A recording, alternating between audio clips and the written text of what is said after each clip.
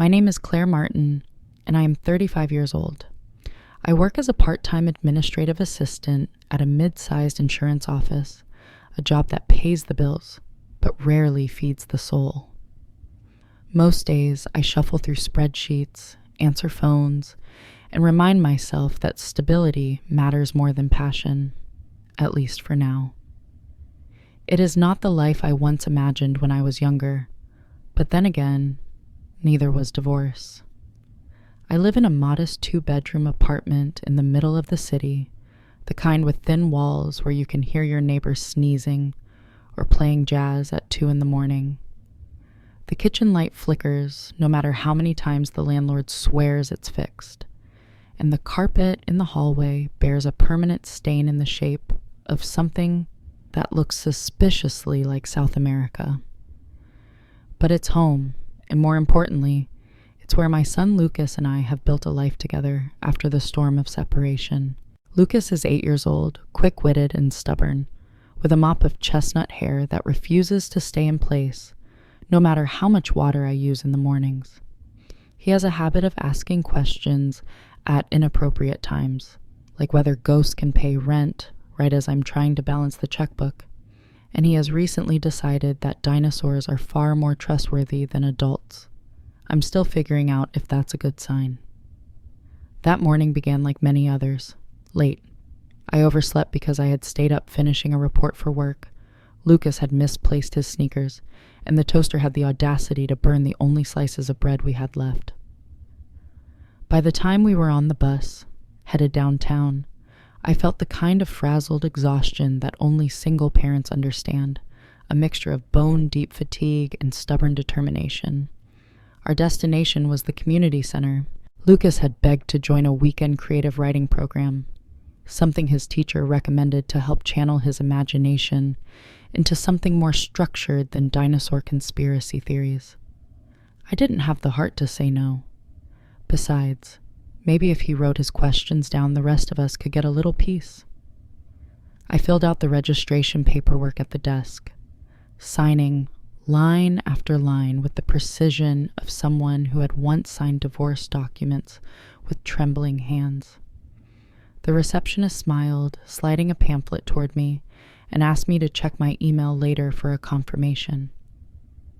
It wasn't until that night, after Lucas had gone to bed, and I had settled into my ritual of chamomile tea and late-night scrolling, that I saw it.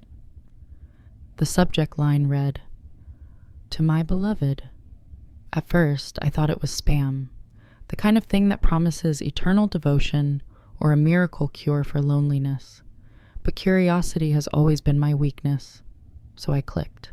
The letter was long, written in a voice both vulnerable and poetic. Whoever it was, he wrote about grief and longing, about the quiet ache of empty dinners and nights too silent to bear. He described the way memory lingers like perfume after someone has left the room forever. And, at the end, a confession. I don't know if I will ever have the courage to send this to the one it was meant for, but writing it has made me feel alive again. I blinked at the screen, strangely moved. There was no name, only an email address that looked ordinary enough. For a moment, I considered deleting it. It wasn't meant for me. I wasn't the beloved. But something inside me, the part that remembered what it was like to be desired, to be seen, hesitated. The next day, the message still haunted me. Between printing invoices and answering phone calls, I kept thinking about the words. I told myself it didn't matter, that people send things to the wrong address all the time. But then I noticed something odd. The confirmation email from the community center had come from the same domain as the mystery letter. I frowned, staring at the screen. A glitch? A misdirected server? Or was fate really this dramatic? By the time lunch rolled around, I had drafted and deleted 3 responses. The first was polite. "I think you've sent this to the wrong person." The second was teasing. "If this is spam, at least it's the most romantic spam I've ever received." The third was rawer, braver. "Your words touched me, even if they weren't meant for me. Maybe we both needed them. In the end, I sent the polite one, and then I immediately regretted it. That evening, as Lucas worked on his homework at the kitchen table, chewing the end of his pencil like it owed him money, I checked my inbox again. Nothing. I tried to focus on dinner, spaghetti with jarred sauce, but my eyes kept darting back to the laptop. Lucas asked why I was smiling at noodles, and I told him it was grown-up stuff, which only made him roll his eyes and mutter about how adults were the least trustworthy species on Earth. Just when I had convinced myself that the whole thing was silly, that I should delete the letter and forget it ever happened, the reply came. "Perhaps you're right," it began. "Perhaps this wasn't meant for you. But since it has found its way to you anyway, may I ask, did it make you feel something?" I read those words again and again, as if they carried a weight heavier than their letters. Did it make me feel something? The truth was yes. A dangerous yes. I didn't answer right away. Instead, I looked at Lucas, now curled on the couch, half asleep with a blanket around his shoulders. My heart clenched with the familiar mixture of love and fear. I had already lost so much. Could I afford to open myself up again? The city outside my window pulsed with its usual noise. Horns, sirens, laughter from the bar across the street. Life was happening everywhere, loud and unrelenting. And here I was, clutching a letter that wasn't even meant for me, daring to wonder if it might be the start of something new. I shut the laptop and whispered to myself, "Don't be ridiculous." But even as I said it, I knew the story had already begun.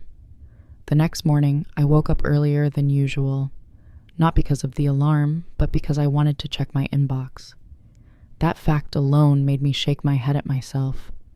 I hadn't been this eager about an email since the time I thought I'd won a vacation in the Bahamas, only to discover it was a scam that wanted me to attend a 6-hour seminar about timeshares. But there it was, sitting in my inbox like a small glowing secret. To my beloved. I opened it carefully, as if the words might explode. The message wasn't long. He, or at least I assumed it was a he, thanked me for my reply. Then came a question. Would you mind, just for a moment, pretending you were the one it was meant for? I laughed out loud, startling Lucas, who was still in his pajamas, pouring cereal into a bowl the size of his head. "What's so funny?" he asked, eyes narrowed. "Adult humor," I said quickly, which of course made him suspicious. He gave me a look that said, "I don't believe you for a second," then drowned his cornflakes in milk until they nearly overflowed. The question stayed with me all day. Pretend? I was already pretending most of the time. Pretending bills didn't scare me, pretending divorce hadn't cracked me open, pretending I was fine when people asked how I was doing. Pretending was practically my specialty. During my lunch break at work, I found myself typing again. "All right, just for a moment, what would you like me to say?" I pressed send before I could talk myself out of it. My heart raced, the way it used to in college when I slipped love notes into lockers.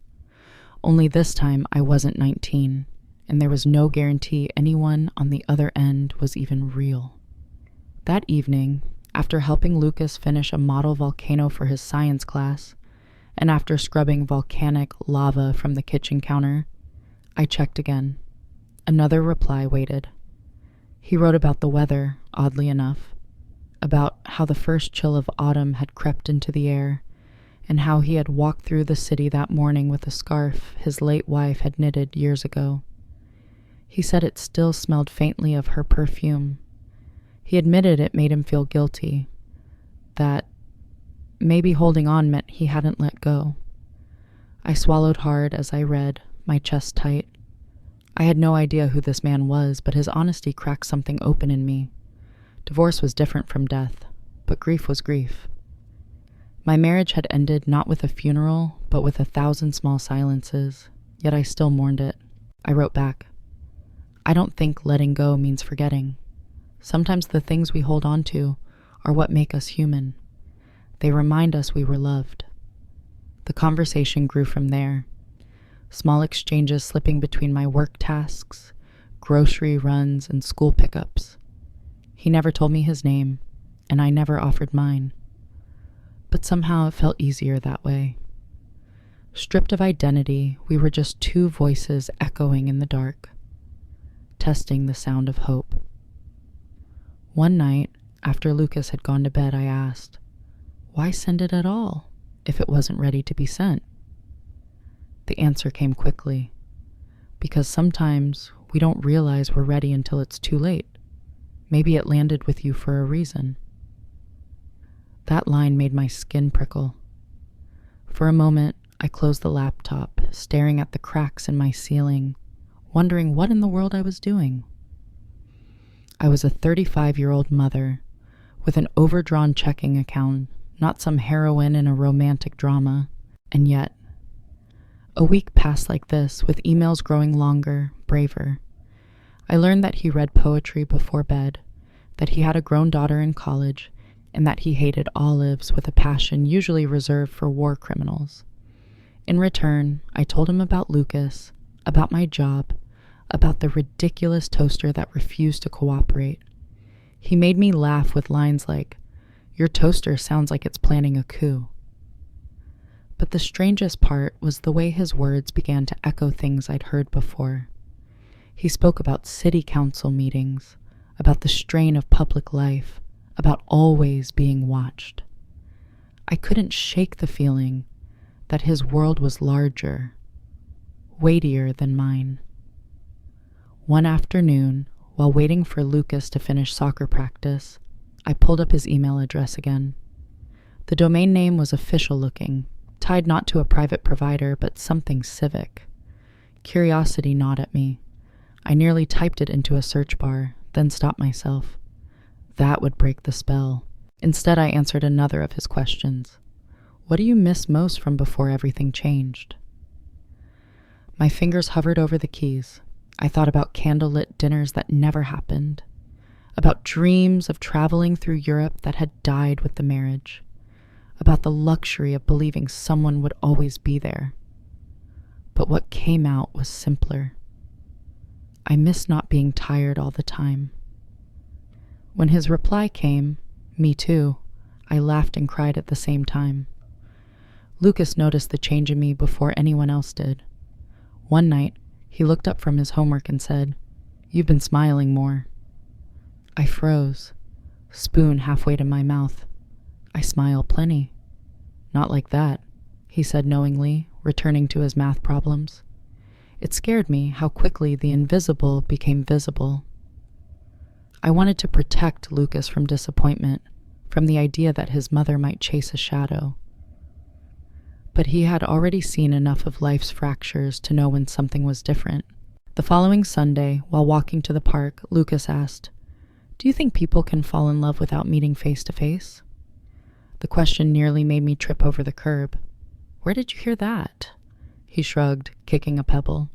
"Just wondering." I wanted to tell him no, that love required dinners and awkward silences and messy mornings, but the truth lodged in my throat. Because somewhere in the flicker of late-night emails, I was starting to believe otherwise. As autumn deepened, so did the letters. He asked about my favorite books, and I admitted to hoarding romance novels under my bed. I asked what scared him most, and he confessed it was the possibility of never trying again. One night, he signed off differently. "Until tomorrow, stranger who feels less like a stranger." I closed my laptop with trembling hands. The city outside was alive with the hum of cars, the smell of roasted chestnuts drifting from the corner vendor, the cool bite of October sneaking through the cracks in my window. For the first time in years, I found myself not just surviving, but waiting for tomorrow. And though I would never admit it aloud, I was beginning to hope the wrong letter had found the right person after all. Life has a funny way of refusing to pause just because your heart is tangled in something new. Bills still arrived, the laundry pile still grew into a mountain range, and Lucas still insisted that his Lego fortress required my urgent approval before bedtime. Yet in the cracks between the ordinary, the letters waited for me. They became my secret ritual. In the mornings, while Lucas hunted for his socks and complained about the injustice of math homework, I would steal a glance at my inbox. At work, I checked during coffee breaks, pretending I was scanning reports. In the evenings, after Lucas was asleep and the apartment was finally quiet, I curled up with my laptop as if it were a book of fairy tales written just for me. That week, the emails grew even more personal. He told me about the weight of responsibility, how people expected him to smile in public, even when he felt like crumbling inside. He wrote about carrying other people's expectations until his shoulders ached. I answered honestly, maybe more honestly than I had been with anyone in years. I admitted how lonely the apartment felt after Lucas went to bed, how sometimes I sat on the balcony just to hear the city so I didn't feel invisible. I even confessed that my dreams of becoming a writer had shriveled into dusty notebooks shoved in a closet. He didn't pity me. Instead, he wrote, "Maybe those dreams are just waiting for you to open the notebook again. Paper doesn't judge." I laughed, then cried, then rummaged through my closet until I found one of those old journals. The pages smelled faintly of ink and dust. That night, I scribbled half a page of nonsense just to prove I could still write something, even if it was only a rambling about my broken toaster. The next morning, chaos returned. Lucas had somehow managed to glue part of his science project to his pajamas. The bus was late, and a pigeon dive-bombed me on the way to work, leaving a gift on my sleeve. I walked into the office looking like a cautionary tale. "Rough morning?" my coworker Sandra asked, raising an eyebrow. "You don't even know the half of it," I sighed, and she laughed. But underneath my exhaustion, there was a flicker of something new. Because even as I scrubbed pigeon evidence from my blouse in the bathroom sink, I knew that later that night there would be another letter waiting, and that thought alone made the day feel bearable.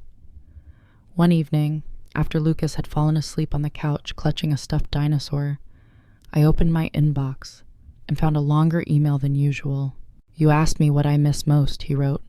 "I miss the small things, cooking for 2 instead of 1, sharing silence without feeling awkward, walking into a room and knowing someone is glad you're there." My chest tightened. Those words were too close to my own secret longings. Without thinking, I wrote back, "I miss that too. I miss being someone's favorite person." I hovered over the send button for a long time, then pressed it. The vulnerability terrified me, but also felt like breathing after holding it too long. The following day, Lucas and I went grocery shopping. While I calculated the cost of pasta versus rice, Lucas was busy negotiating with me about why we absolutely needed a family-sized pack of chocolate chip cookies. "For emergencies," he said solemnly. "And what qualifies as an emergency?" I asked, scanning the coupons in my hand. "When you run out of chocolate chip cookies," he answered, deadpan. I laughed so loudly an elderly woman nearby gave me a startled look. Lucas beamed, clearly proud of himself. Later that night, I told the story in an email. His reply came quickly. "That sounds like excellent logic. I would vote for your son if he ran for office." I laughed again, this time alone in my kitchen, but it was the kind of laughter that heals something broken. Still, not everything was light. One evening, he wrote about guilt, how people whispered that he should have moved on by now, how sometimes he wondered if he was betraying his late wife by wanting companionship again. I stared at those words, feeling a mirror of my own guilt. Divorce carried its own stigma. People didn't say it aloud, but I knew they judged. Maybe I hadn't tried hard enough. Maybe I should have stayed for Lucas's sake. So I wrote back, "You're not betraying anyone by wanting to live. Love doesn't disappear, it changes shape. Maybe the bravest thing we can do is let it." When his reply came, "Then maybe I'm ready to be brave," my heart skipped. And yet a question lurked at the back of my mind. Who was he really? It wasn't until Friday night, when Lucas was asleep and the city outside buzzed with weekend energy, that I noticed something small but impossible to ignore. In his email, he mentioned leaving a late meeting at City Hall. City Hall. Not an office, not a job downtown. City Hall. I froze. My stomach flipped. Who casually dropped City Hall into a letter? For a moment, my imagination went wild. Was he a clerk, a lawyer, or something higher? I closed the laptop, heart racing. It was probably nothing. People worked there all the time. But still, the thought lingered as I lay in bed, staring at the ceiling. The next morning, Lucas bounded into my room with a grin. Guess what? I finished my story for writing class. I sat up, rubbing my eyes. Already? That's fast. Yeah, he said proudly. Want to hear it? He read aloud about a brave explorer who discovered a hidden city where everyone wore masks. The explorer couldn't tell who was friend or foe, but he kept searching until he found one person who removed their mask and smiled. I stared at him, stunned. Sometimes, kids knew more than they should. Pretty good, huh? He asked. Pretty amazing, I whispered. And for the first time, I wondered if Lucas might see the truth of my letters long before I did. Dating, I had decided long ago, was a sport best left to people with stronger nerves and sturdier shoes. Still, Sandra from work insisted that I put myself out there again, as if I were a jar of jam she needed to spread on someone's toast. You're too young to stay home every Saturday night, she declared one Friday afternoon, plopping herself down at my desk. There are apps, you know, entire worlds of single men right at your fingertips. Sounds terrifying, I muttered, clicking through invoices.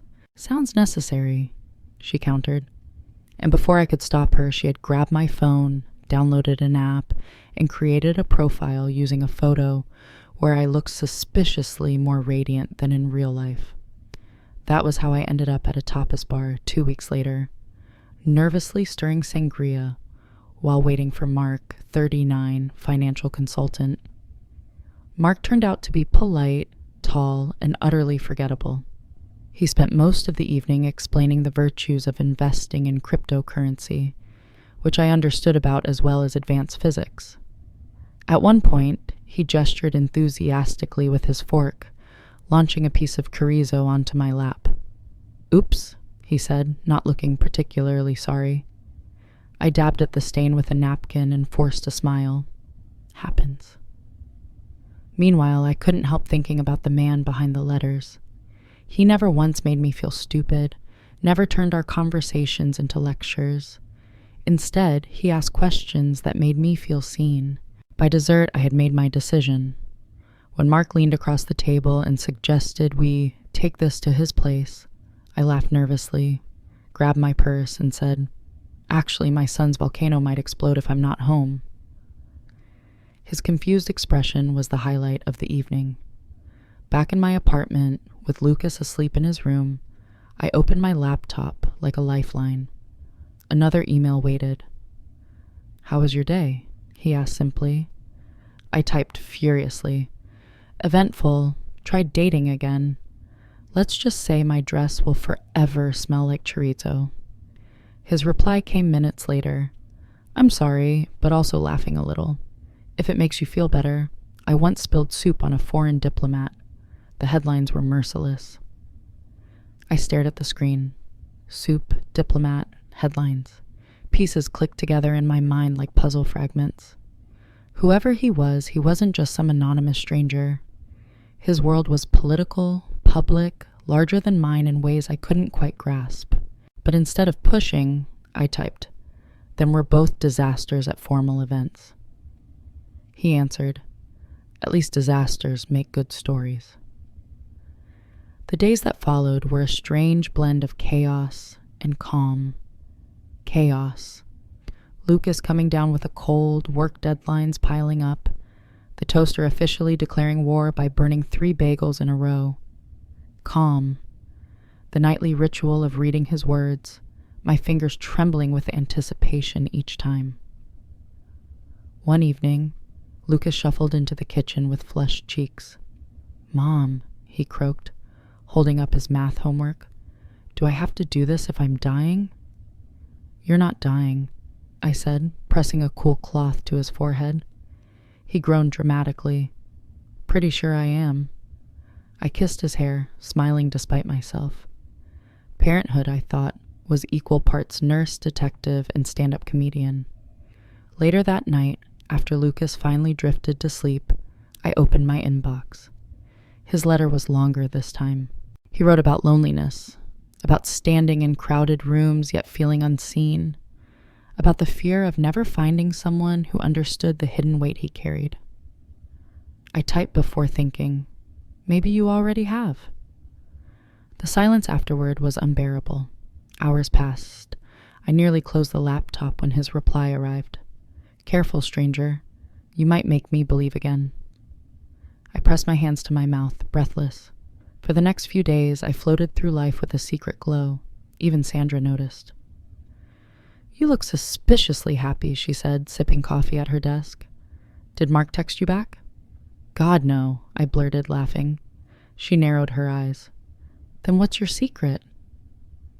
I shrugged, unwilling to explain that my happiness came from anonymous words on a screen. It sounded absurd, even to me, and yet the truth was undeniable. On Saturday morning, Lucas and I went to the park.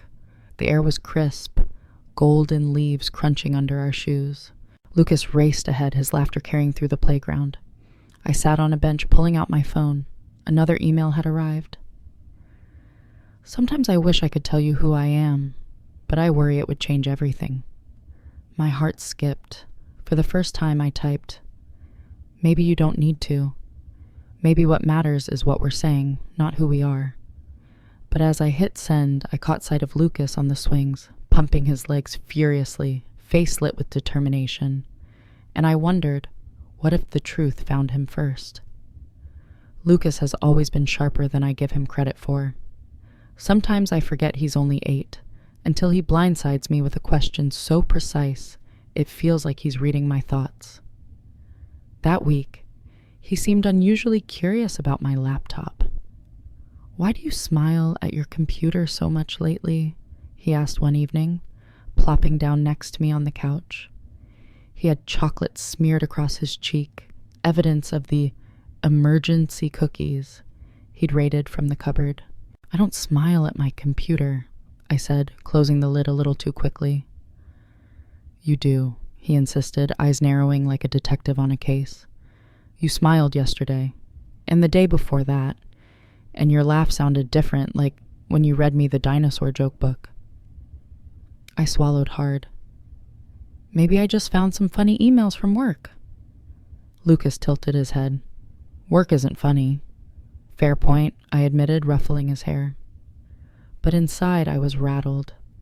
My secret correspondence was no longer invisible, at least not to him. That night, once he was asleep, I returned to the letters. My mysterious writer had shared another memory. Walking through a school auditorium earlier that day, watching children rehearse a play, and feeling a sudden pang of loss for the simple days of parenthood. "They grow up so fast," he wrote.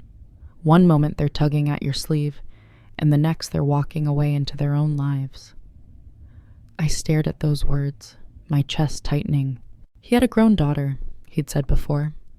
I still had Lucas, but already I could feel the years slipping like water through my hands. I replied, "Sometimes I worry I'm doing it all wrong, that I'm not enough for him." His answer came quickly. "If you love him, you're enough. Love is the only part that matters." Tears blurred the screen, because sometimes, late at night, when the apartment was too quiet and bills pressed down like stones, I wondered if Lucas would remember me as the mother who held it together, or the mother who barely scraped by. The next morning, I found Lucas at the kitchen table, frowning over a piece of paper. "What are you working on?" I asked, pouring cereal. My story for class, he said, but I don't know how to end it. I leaned over his shoulder. He had written about a boy who found a secret letter in a bottle, washed ashore after a storm. The boy read it every night, certain it was meant for him. Maybe, I suggested, the ending isn't about the letter at all. Maybe it's about what the boy learns from it. Lucas looked up at me, his eyes serious. Like if the letter makes him brave? Exactly, I whispered. Something flickered across his face, like he was testing those words against a secret he hadn't shared.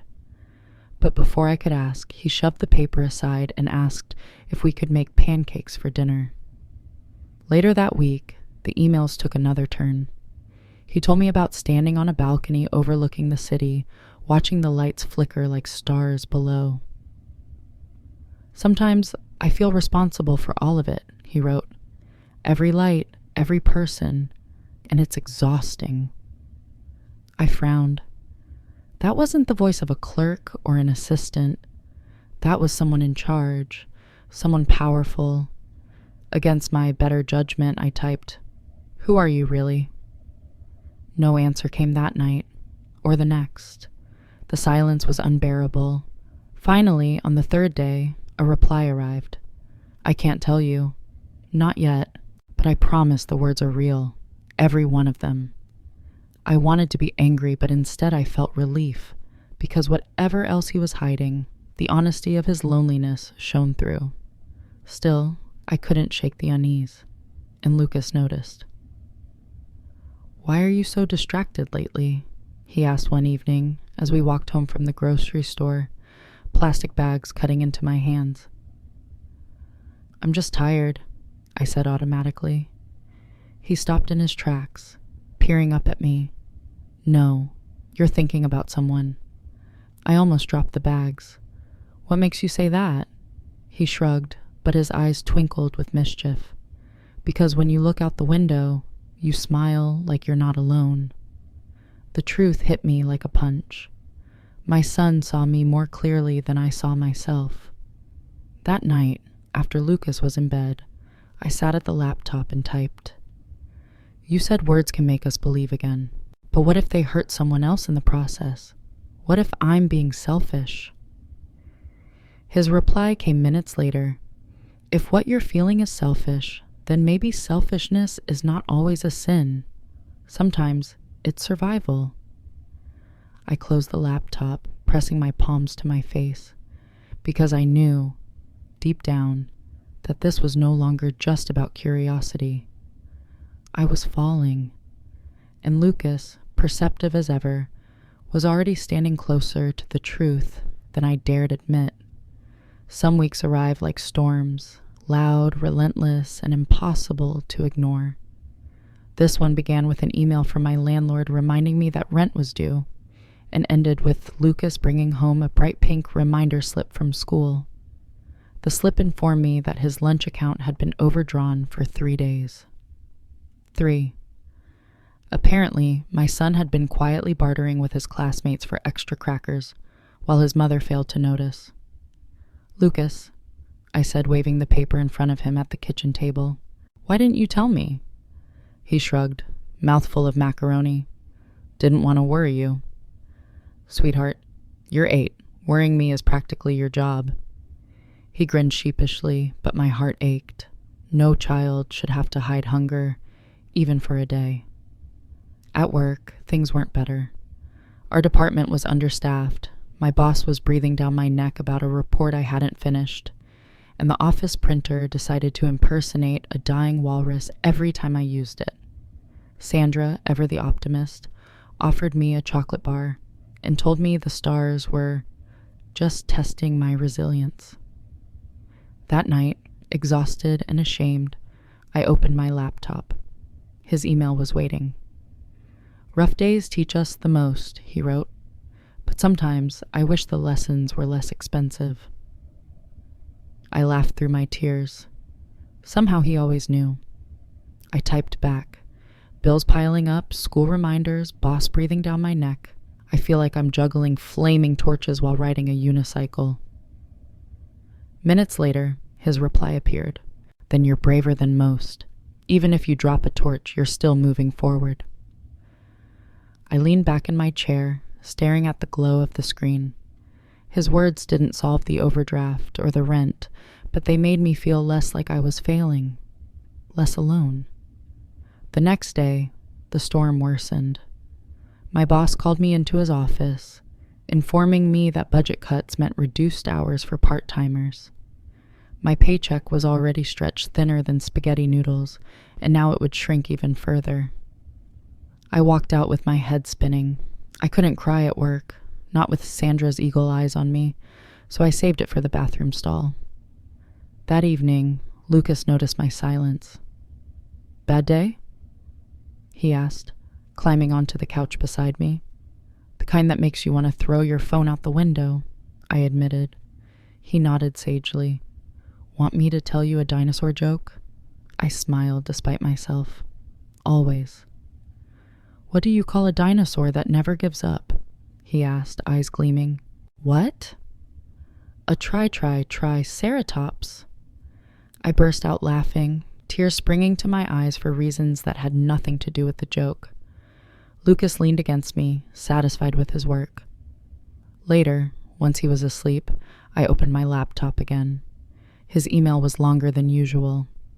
He wrote about responsibility, the kind that crushes you no matter how much you love the people you're doing it for.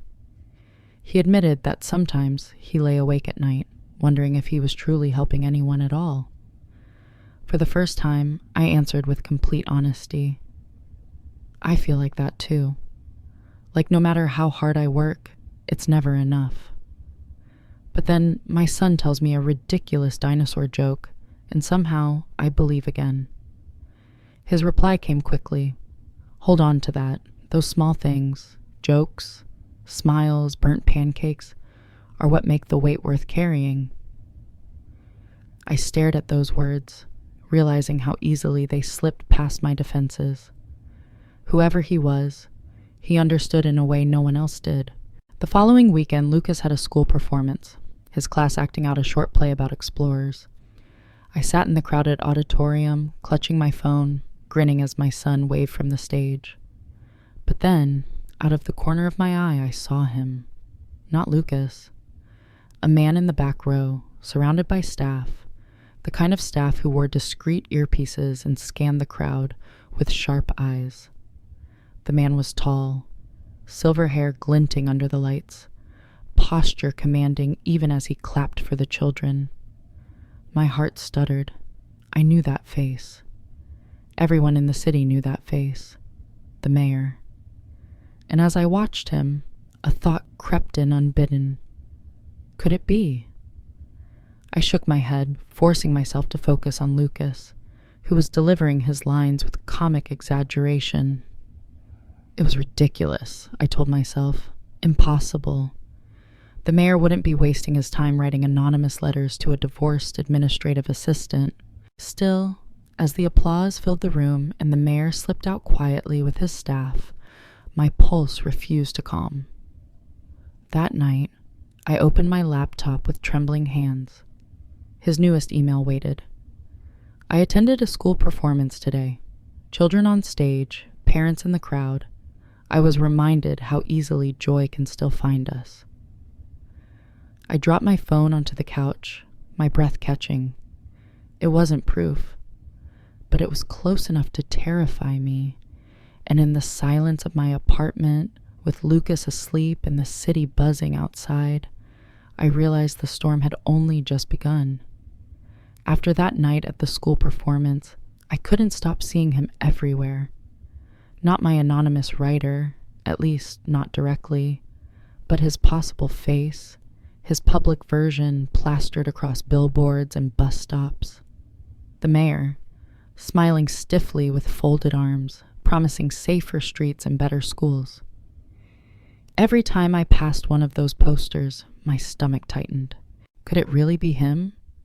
Could the man writing me about burnt pancakes and loneliness also be the one shaking hands at ribbon-cutting ceremonies? I told myself I was being ridiculous. My life and his lived in entirely separate galaxies. And yet, The coincidences were piling too high to ignore. One evening, as I stirred a pot of spaghetti, Lucas leaned against the counter and studied me. "You're distracted again." "I'm cooking," I said, blowing a strand of hair from my face. "You're thinking," he corrected. "You only stir like that when you're thinking." I laughed, trying to mask my nerves. "What are you, a detective?" "Maybe," he said with a sly grin. "Detective Lucas. Solves mysteries about moms who smile at their laptops." The worst part was how close he was to the truth. Later that night, once Lucas was in bed, I opened the newest letter. Today was a long one. Meetings from dawn until dusk. The hardest part is the performance of it all. The speeches, the handshakes, the pretending. I sometimes feel like I'm living in a costume I can't take off. I read the line again and again. Performance. Costume. It sounded exactly like what a politician would say, if a politician ever dropped the mask. I typed, fingers trembling. "And who are you when you take the costume off?" The reply came quickly, as if he had been waiting. "Someone who misses laughter, someone who wants to be more than a title, someone who envies the honesty of children." I thought of Lucas, blurting out truths with no filter, calling me out for smiling at my laptop. My chest ached. Over the next week, the letters deepened.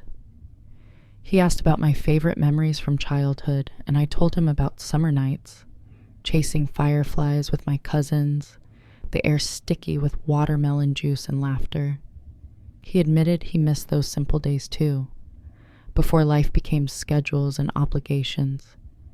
But the city was making sure I couldn't ignore the truth. Everywhere I turned, his face appeared, on the news at the grocery store checkout, on flyers tucked under my windshield wiper, even on the side of a bus that rumbled past as I walked Lucas home from school. One evening, I came home to find Lucas sprawled on the couch, watching TV. The mayor was on the screen, giving a press conference about new funding for after-school programs. "Hey, Mom," Lucas said casually. "Doesn't he look kind of like the guy you write emails to?" My heart nearly stopped. "What?" He shrugged, eyes still on the TV. "You said your friend works at City Hall. That's the mayor, right? Maybe he's your friend." I forced a laugh, but my palms were sweating.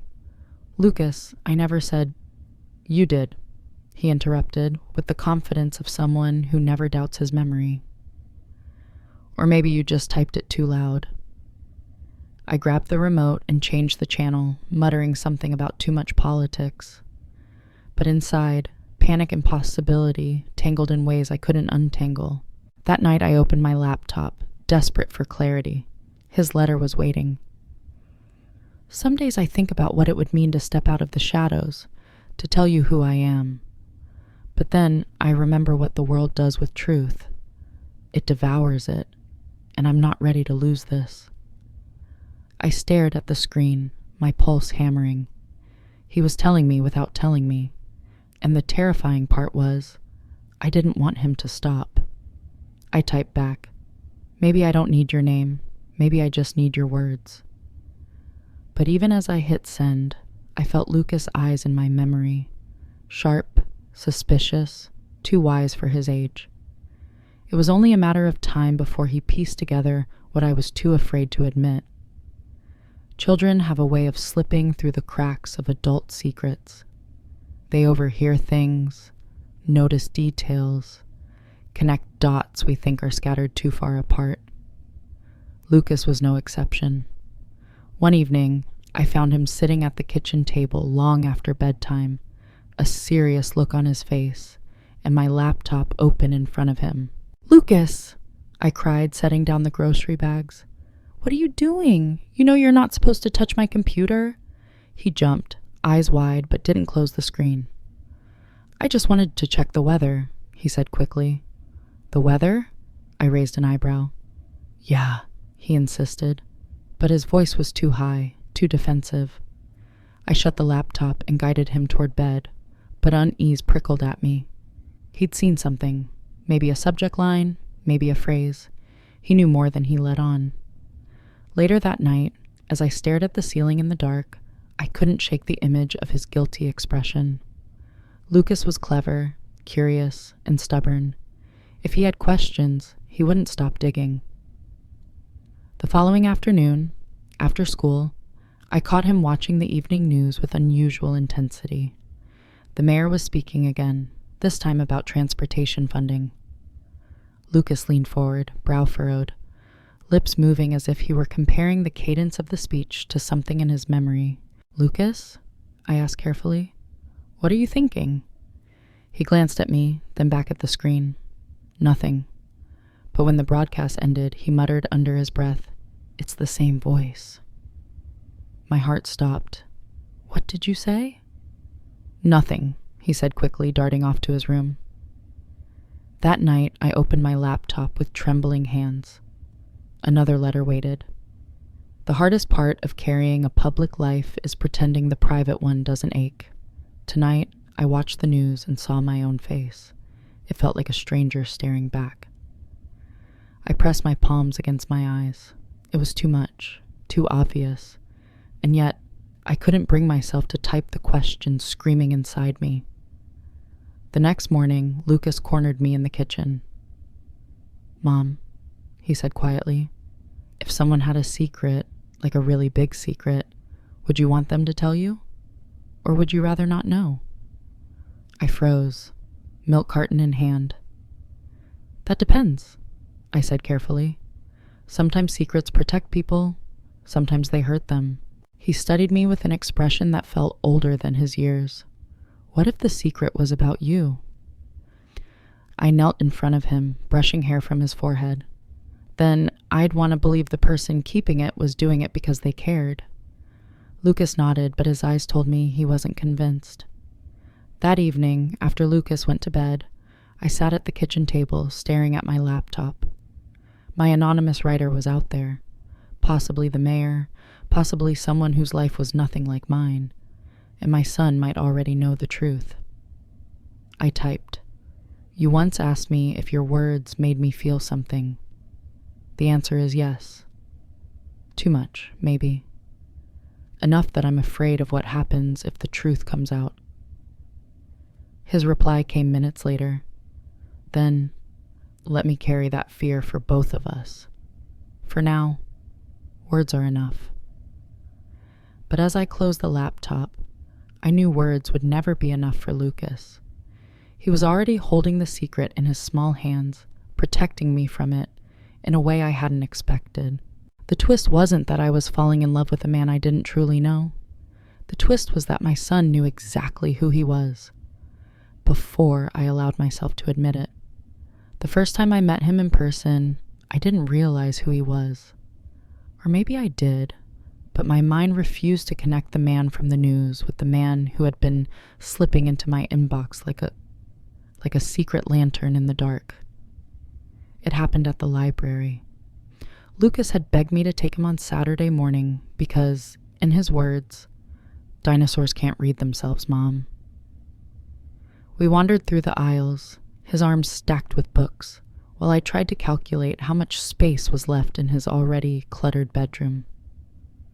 That's when I saw him. He stood near the children's section, tall and composed, speaking quietly with the head librarian. A navy suit, hair silver at the temples, posture straight as though he had been trained to hold the world on his shoulders.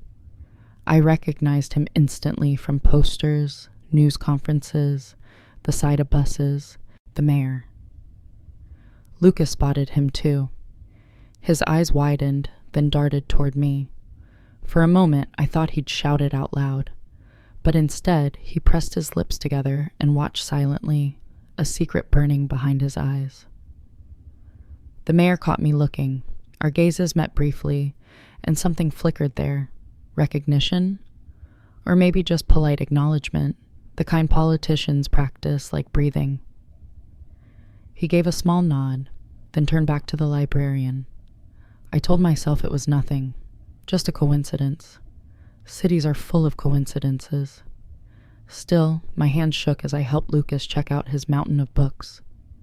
On the walk home, Lucas was unusually quiet. Finally, he said, "Do you think important people go to the library like regular people?" "Of course," I replied, balancing the bag of books against my hip. "Even important people need stories." He glanced at me sideways. "And letters?" My stomach tightened. "What do you mean?" "Nothing," he said quickly, darting ahead to race me to the crosswalk. That evening, after Lucas had collapsed in bed with a dinosaur encyclopedia open on his chest, I sat at my laptop, fingers hovering over the keys. His letter was waiting. I visited a library today, watched children racing through the aisles with arms full of books. It reminded me of when my daughter was young. I envy the simplicity of those days. I slammed the laptop shut so fast the sound echoed through the apartment. It was him. It had to be. For days afterward, I moved through life like someone balancing on a tightrope. At work, I typed reports while my mind replayed that quiet moment in the library. At home, I stirred pasta sauce while Lucas studied me with those detective eyes, as though waiting for me to admit what he already knew. One afternoon, Sandra barged into my cubicle, waving her phone.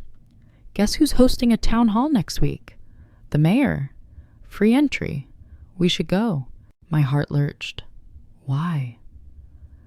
Because it's history, Claire. Civic engagement, democracy in action. Plus, maybe he'll finally fix the potholes outside my street. I laughed nervously, making excuses about babysitting. But the truth was, the idea of seeing him again, public, powerful, and possibly the man who wrote me every night, terrified me. That evening, I typed, "Sometimes I wonder what would happen if we met face to face."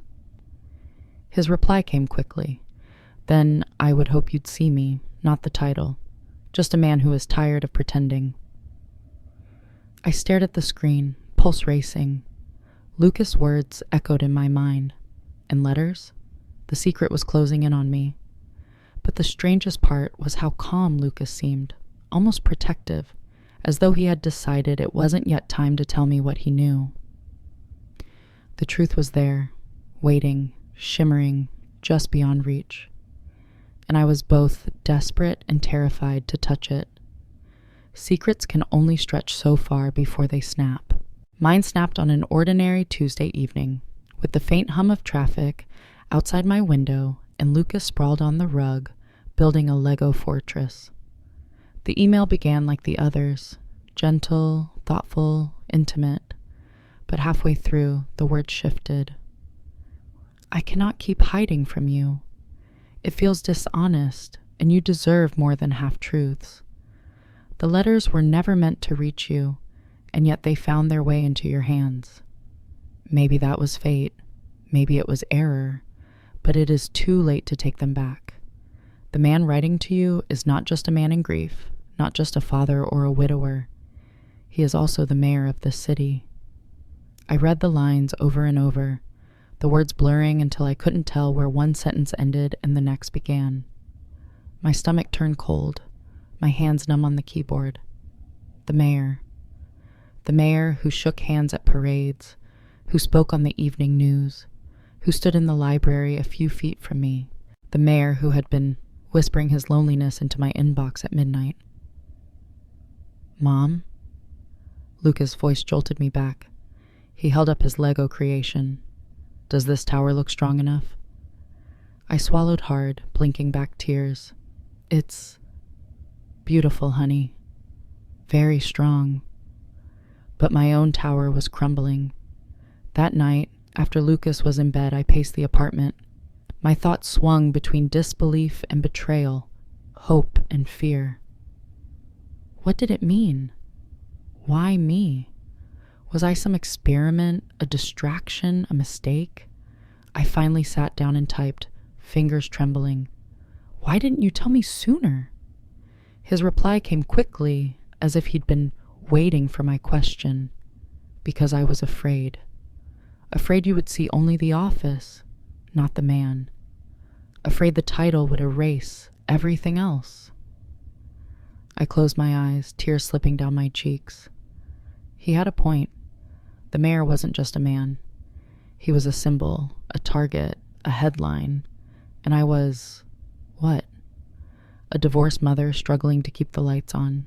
How could those two worlds ever touch without breaking each other? The next morning, Lucas studied me carefully over his cereal. "You didn't sleep," he said matter-of-factly. "No," I admitted. "Because of him?" His eyes were steady, almost too old for his age. I froze. "What do you mean?" He shrugged, stabbing his spoon into the cereal. "I'm not dumb, Mom. I know who he is. I figured it out a while ago." My breath caught. "Lucas, why didn't you tell me?"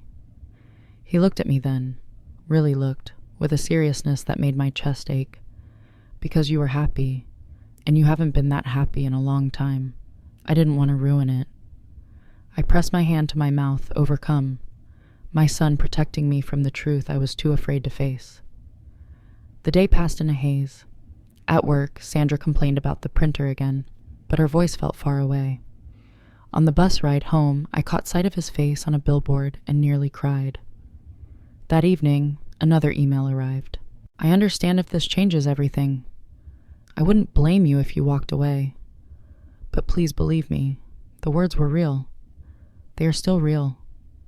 I sat at the kitchen table, staring at the glow of the screen, while Lucas built another Lego tower nearby. He looked up at me suddenly. "What are you going to do, Mom?"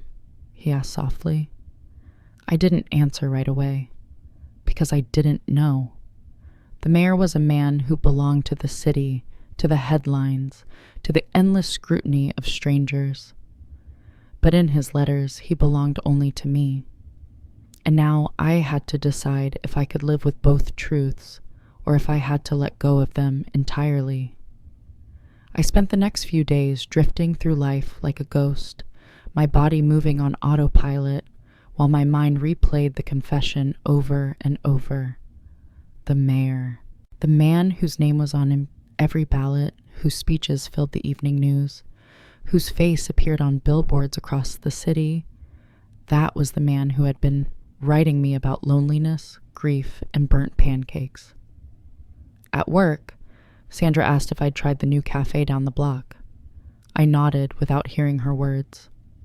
On the bus, I nearly missed my stop because I was staring at a poster of him, wondering if the people around me knew I was carrying a secret version of their mayor in my pocket.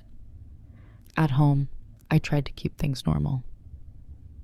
Lucas still needed dinner, still needed help with homework, still insisted that dinosaurs would one day return to reclaim the earth. But even he sensed the shift in me. One evening, as we folded laundry together, he glanced at me and said, "You're scared." I paused, holding one of his tiny socks. "What makes you say that?" "Because you fold clothes the way you do when you're worried, fast and messy." I looked down at the crooked stack of t-shirts in front of me and sighed. "You notice too much." "Maybe," he said with a grin, then turned serious. "But you don't have to be scared. He's just a person." My throat tightened. "Lucas, I know who he is," he interrupted softly. "But when he writes to you, he's not the mayor. He's just him." I sat down heavily on the bed, socks slipping from my hands. "You shouldn't have to carry this, sweetheart." "I'm not carrying it," he said simply. "You are, and I think you should let me help." His words struck me harder than any headline or email. My son, 8 years old, offering me a kind of grace I couldn't find in myself. That night, after Lucas was asleep, I sat at the kitchen table with my laptop open, fingers poised above the keys. My mind swung wildly between extremes. If I walked away, I could protect myself, and Lucas, from the chaos of public scrutiny. No reporters camped outside, no whispers at school, no risk of becoming a punchline. Safe, predictable, alone. But if I stayed, if I let myself fall, What then? Could I endure the stares, the judgment, the endless headlines that would strip us bare? Could I live knowing my private life might never be private again? I typed, I don't know if I can do this. I don't know if I'm strong enough to live in your world. His reply came quickly, almost as if he'd been waiting. You don't need to live in my world. I just want to build one with you. Quietly, even if it stays ours alone. I pressed a trembling hand to my lips. He was offering something impossible. Love without exposure, intimacy without spectacle.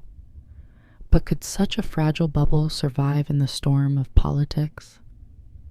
The next day, Lucas asked if we could go to the park. The air was cool, the trees beginning to shed their leaves.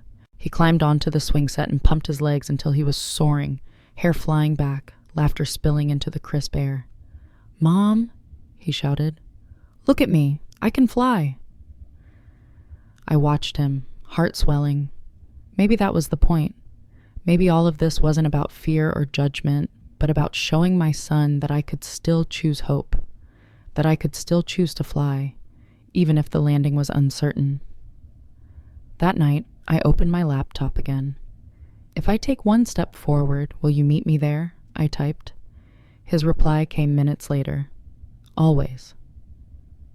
And for the first time since the confession, I felt the tightness in my chest ease, just a little. The night I decided came quietly.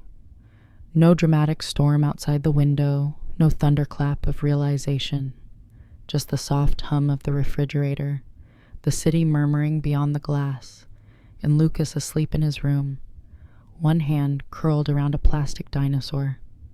I sat at the kitchen table with my laptop open, staring at the cursor blinking like a heartbeat. His latest email waited, as gentle and patient as all the ones before it. I know this is complicated. I know my life is tangled and public and unfair, but when I write to you, none of that matters. I don't want to lose the one place where I can be myself. I read the words again and again, my heart aching. For weeks I had lived between two worlds, the everyday one, filled with bills and grocery lists and spilled orange juice, and the secret one, alive with midnight letters and unexpected tenderness. Both felt real. Both felt impossible. I thought of Lucas, his steady eyes and wise words. He's just a person, he had said. And maybe that was the truth I needed to hold on to. I closed my eyes and pictured what it might mean. Dating a man whose life wasn't his own, whose every move was scrutinized, whose private griefs were public fodder. I imagined whispers at the school gates, headlines twisting our story into something sordid. Lucas dragged into a spotlight he never asked for. But I also imagined laughter at my kitchen table, someone to share the weight of bills and burnt toast, a hand reaching for mine in the quiet moments. I imagined not being alone anymore. When I opened my eyes, the decision was there. Not perfect, not certain, but alive. I typed slowly, carefully. I can't promise I'm ready for the world that comes with you. But I can promise this. I don't want to stop. Not yet. Not when your words make me feel like flying again. I hit send before fear could snatch it back. The reply came almost instantly. Then let's not stop. Not today, not tomorrow. We'll take it one letter, one step, one moment at a time. Tears slid down my cheeks. But they weren't from fear this time. Later that night, I checked on Lucas. He stirred as I pulled the blanket over him, eyes fluttering open. You're smiling again, he murmured sleepily. Yes, I whispered, kissing his hair. I am. He nodded, half dreaming, and mumbled, Good. You should keep that. I stood in the doorway for a long time watching him breathe, the small rise and fall of his chest, a reminder of everything I had to protect. And for the first time in years, I felt not just like a mother surviving day by day, but like a woman daring to hope. The city outside kept moving, horns blaring, lights flickering, strangers rushing past each other. Tomorrow it would bring more chaos, more uncertainty, maybe even more pain. But tonight, in the quiet glow of my apartment, I let myself believe that new beginnings were possible. Not perfect, not easy, but possible. And sometimes possible was enough.